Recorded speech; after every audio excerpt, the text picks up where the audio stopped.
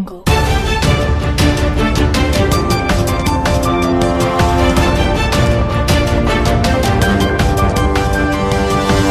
Audio Jungle.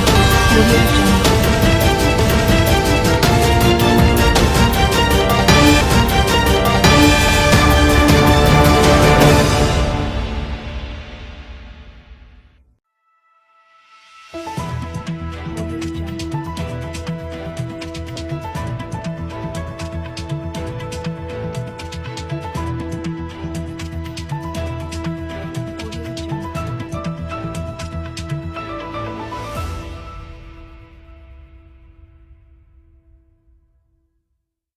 Untuk mengabarkan berita-berita yang beraktual dan yang terpercaya yang kami rangkum dalam seputar berita peran bidan dalam pemberian edukasi kesehatan ibu hamil.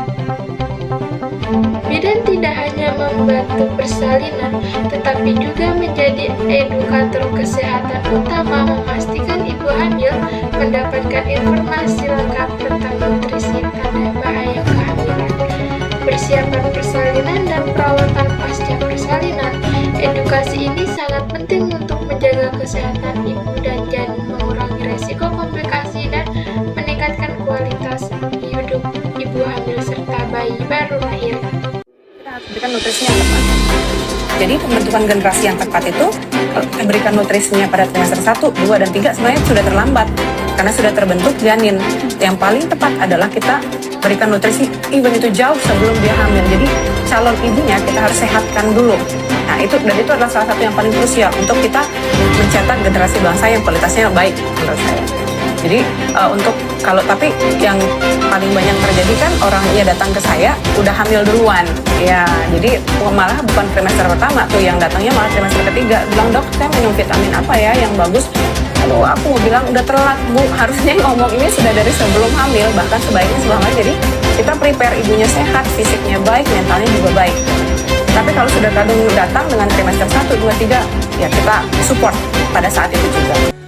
Ibu hamil juga harus mengonsumsi buah dan serat seperti asam folat, zat besi, kalsium dan vitamin D3, DHA dan omega 3, dan serat.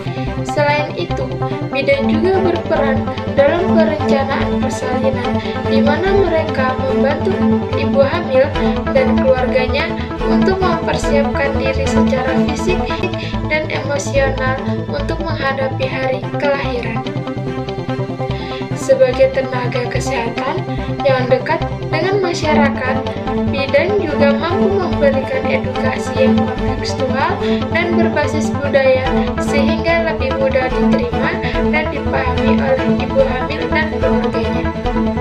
Ini untuk ibu dan anak. Ya. Kalau di desa itu bisa jadi Semuanya. Itu bagaimana menurut? Iya, kalau menurut saya karena memang kebetulan saya ngajar di 9 akademi kebidanan. Nah, mereka bukan hanya sebagai bidan.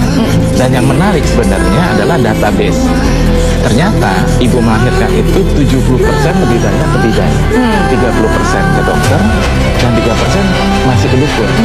Nah, tugas si bidan ini membina dukun juga agar melanjutkan persalinan dengan baik. Jadi, bidan itu kadang-kadang harus mendampingi dukun. Nah, bidan itu kalau di kampung-kampung ya bisa nolongin kakek-kakek juga yang sakit hipertensi gitu.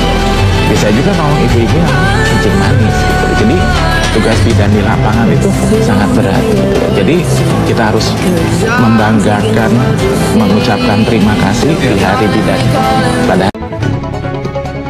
Terima kasih udah menyaksikan tayangan ini. Jangan lupa untuk terus mendukung dan menghargai kerja keras para bidan di sekitar kita, dan terus berdedikasi dalam mendampingi dan mengedukasi ibu hamil di seluruh Indonesia. Sampai jumpa di episode terakhir. Saya Eka Riaf Zainuddin pamit undur diri. Salam sehat, sampai jumpa lagi.